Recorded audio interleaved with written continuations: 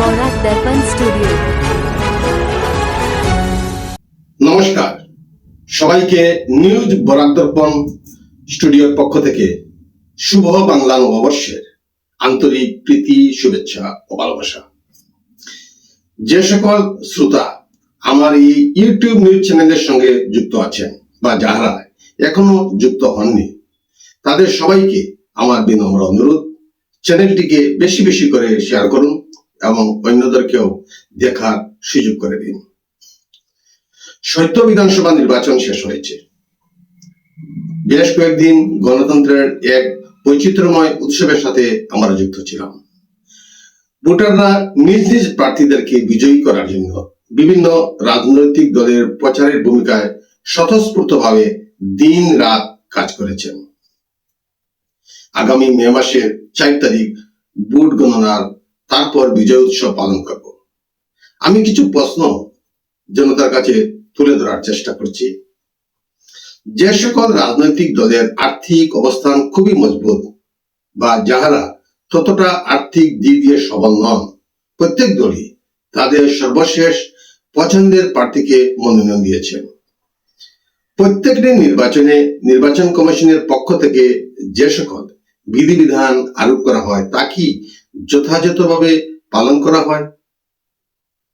নির্বাচনে ভোটারদেরকে প্রলোভিত করার জন্য অর্থের অপচয় করা প্রার্থীদের কাছে অতি সাধারণ ব্যাপার। সরকার জনগণের জীবনযাত্রার মানদণ্ড উন্নতিকরণের জন্য শহর ও গ্রামীণ এলাকায় অহরহ কাজ করে যাচ্ছে। তথাপি কেন জনসমাগম করতে তাদেরকে বরযাত্রীর মতো আপ্যায়ন করা হয়? পকেটে টাকা, টিফিন, গাড়ির ব্যবস্থা না থাকলে জনসভায় আসতে সমর্থকরা নারাজ কেন? তার মধ্যে আদান প্রদানে দালালদেরও বিশেষ ভূমিকা কাজ করে। প্রত্যেকটি নির্বাচনের প্রার্থীদের কোটি কোটি টাকা আর্থিক অপচয় হয়ে থাকে।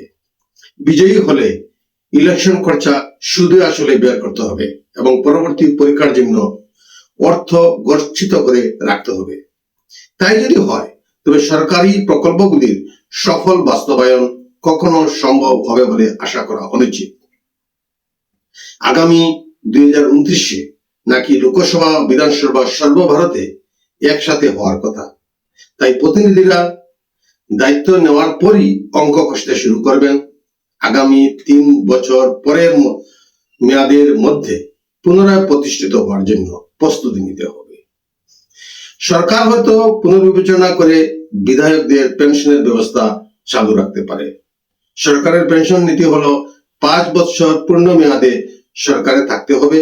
আবার কোন কোন রাজ্যে কম সময়ের জন্য ও আনুপাতিক পেনশন দেওয়া হয়।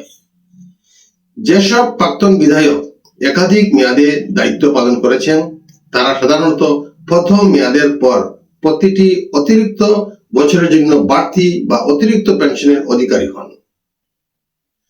ভোটার বা সমর্থকদের কাছে একটাই অনুরোধ, আপনারা প্রত্যেকে কোনো না কোনো দল বা ব্যক্তিকে অবশ্যই ভালোবাসেন।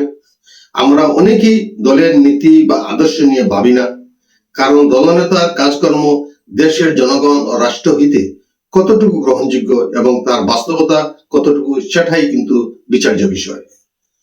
আপনারা ভাববেন নেতা যদি ভ্রষ্ট হন তবে অন্ধভাবে তাকে সমর্থন করবেন না, নীতিকে অবশ্যই সম্মান করবেন। আজকাল ভ্রষ্ট নেতার সমালোচনা করলে অন্ধ ভক্তদের কাটা গায়ে জ্বলন হয়। যতক্ষণ দলের মধ্য থেকে স্বার্থান্বেষীর দায়িত্বে থাকা পুরোহিতদেরকে বাছাই করে কঠোর ব্যবস্থা না নেওয়া হবে ততদিন পর্যন্ত উন্নয়নের গতি বাধাপ্রাপ্ত হবে নিশ্চয়। আজকের প্রতিবেদনে এখানেই সংক্ষিপ্ত বিরতি টানছি। সবাইকে আবারও শুভ সন্ধ্যা জানিয়ে বিদায় নিচ্ছি। নমস্কার।